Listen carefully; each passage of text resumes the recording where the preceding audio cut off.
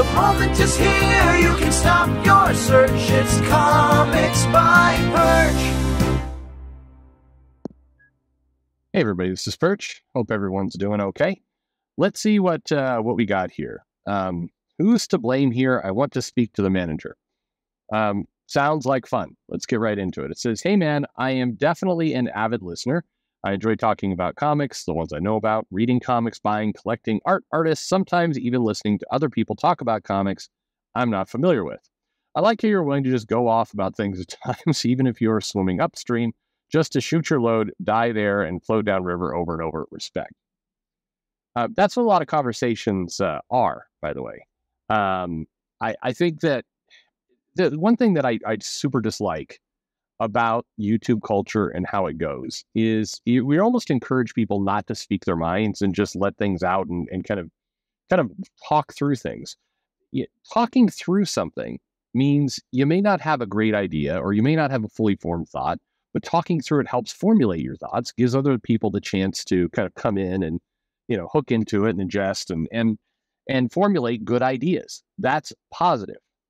However, our current internet culture is, hot take, and then reaction to hot take, and oh, you're completely wrong, dunk on this fucker, and that kind of stuff. And it's like there is no idea for ideas. There's no room for ideas to form in that world. There's not. It's better when you can talk things out. Would you rather be just silent, only regurgitating, quote unquote industry approved ideas and thoughts? And when I say industry, I mean the big guys. Not just Marvel and DC. I mean, the big YouTubers. I mean, everything else. It's like it has to be stamped with one thought process. And that's all you got. And if you stray outside of that, fuck it, you're in the culture war now, motherfucker. That stuff, it kills me. So say your ideas. Get your ideas out. Good, bad, fully formed, unformed, whatever it is. I'd rather you speak your mind than be censored into oblivion by a bunch of dumbasses.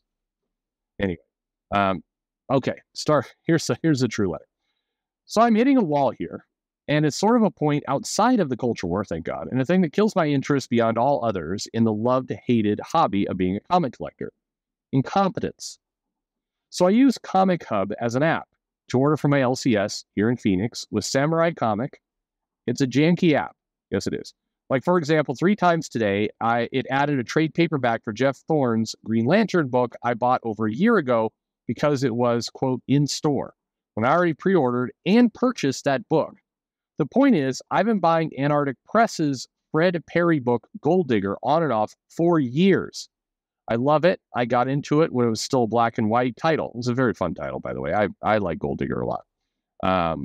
Antarctic Press has a couple of those. Ninja High School, some of those old school titles, they're good stuff. Anyway, it's a fun book with great manga American hybrid art, a female protagonist Laura Croft style, a massive supporting cast that draws from Dungeons & Dragons, Robotech, manga, My Little Pony, whatever the F it wants, with wild off-the-rails stories. It's genuinely great.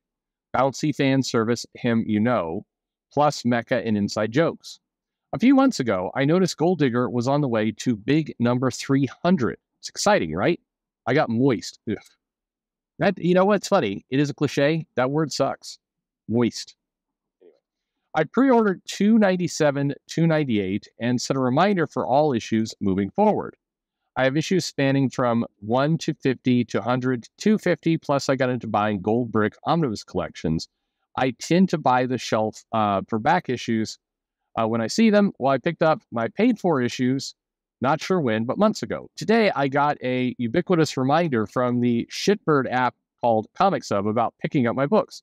Excited, I opened the app to find out it was for Gold Digger number 300. But where was 299? Don't know. The app struggled to search its database. So around and around, called the local shop on Indian School Road. You're very specific. I've been going to for 4 years now. They're kind, informative, and helpful, but also apologetic and said, yeah, just sometimes they don't ship us things. They saw the order. They just don't have the order. Yeah.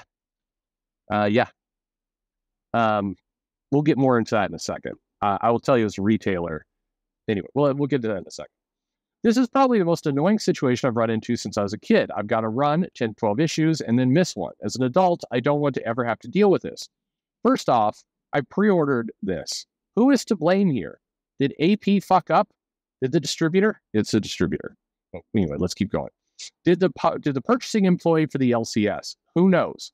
All I know is I no longer want to buy the big Landmark 300 issue I have sitting at the LCS. I mean, I want to support them, but I don't want another broken run-of-the-mill book to flush cash down the toilet, which I've done many, many times. It's called being a comic collector, I suppose. My point is, if this happened in any other service-created industry, I already have a replacement in my hand for my number 4 with a Coke, and I'd be enjoying it, or I'd have a viable alternative and a voucher for my trouble.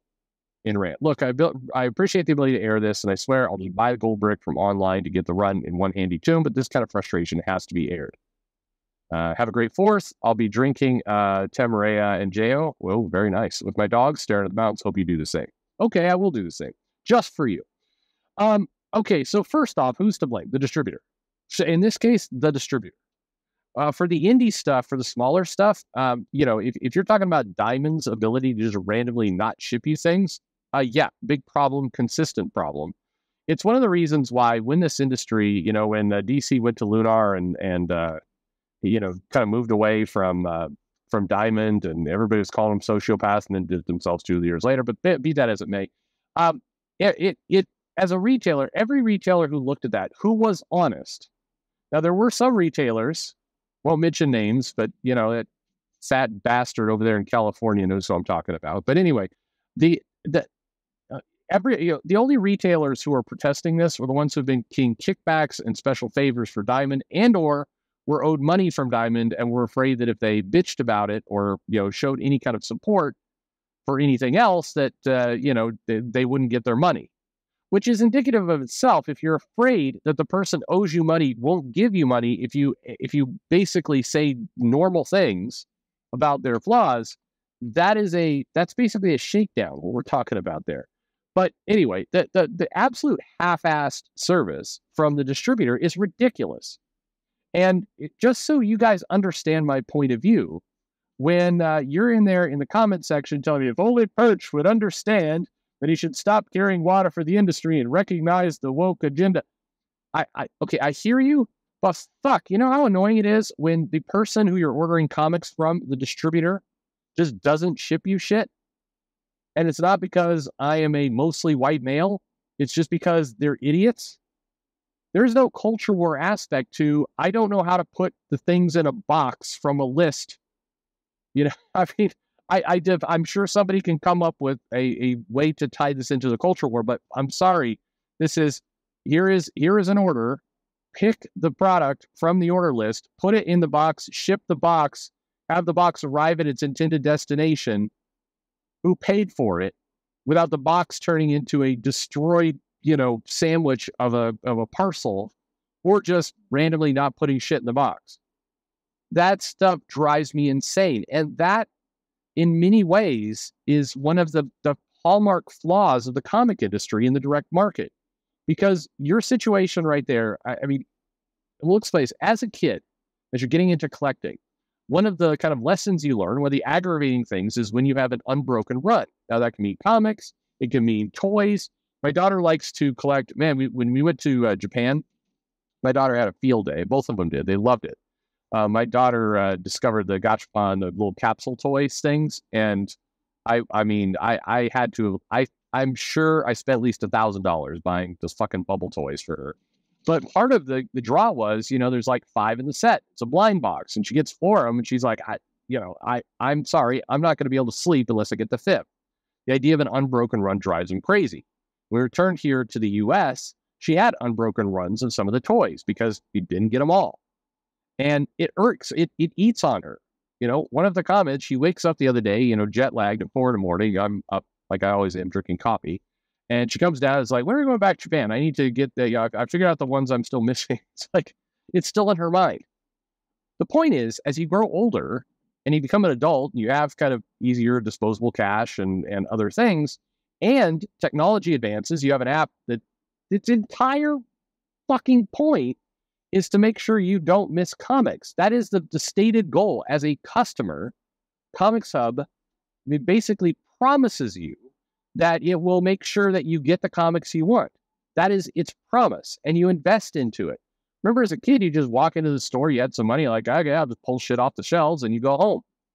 As an adult, you're like, it's more complicated. Now you're like, well, I'm going to go to a job, and I'm going to get money, and I'm going to pay my taxes, and I'm going to put stuff into the bank and try and save, and I'm going to take that disposable income, and I'm going to download an app, I'm going to get the app, and I'm going to register for that app, putting in my information, credit card, and then I'm going to go through months in advance and look for the things I want and put them on a checklist and get them ordered and reserved. All the other things you do as an adult to make sure you don't have this same situation. And then bullshit occurs. Pure bullshit. So, yeah, I share your frustration. I've shared it as a customer. I share it as a retailer. And by the way, I don't know if other retailers feel this way, but I feel shame and bad in my core when I have a customer come in and they don't get what they ordered because some dumb fucker didn't put something in a box. Like I feel shame. I had nothing to do with the situation. I didn't, sell the comic out of their box. I didn't fuck up and not order it. I start going through this. I mean, it's not healthy. I start going through this like mental, shame with myself of, fuck, I should have called the distributor and I should have, made sure that they're like, hey, are you sure you're reading the order as I placed it? Like, what could I have done? And years ago, I remember like, I'm going to drive out to Diamond at some point and just everybody, we come up with a list of all the things they've fucking done to demand a meeting. I feel pain that my customer is not getting what they want. Legit pain. I just had an idea. I could go off on such a tangent that would lead to another one of those live stream reactions. Anyway, I'll put it this way. Customers should get what they want. Timely in the, when they order something and, you basically make a commitment. You give me your money. I give you product in a reasonable time. That's how it's supposed to work. Whether you're a retailer, whether you're selling comics online, whether you're crowdfunding, whether you're Marvel, whether you're Diamond, whether you're Image, whoever you are, that's the deal. And that promise getting broken on a regular basis is bullshit. So I do hope you get your issue. Thank you for being a stand-up person and going and picking up 300. Your comic store appreciates it. It's the right thing to do. Even when somebody breaks the promise to us, if we make a promise, we should keep it. That's the way the world works. This is kind of my own little, bar of morals or whatever else it is. And I go to a store and I have a shitty experience. If I made a commitment to that store to buy something, I pay for it. I buy it. I do. I don't walk out on them. I don't blow it. I'm pissed and I never go back, but I honor my commitments. And so thank you for doing that. It needs to be said. But anyway, thanks for listening.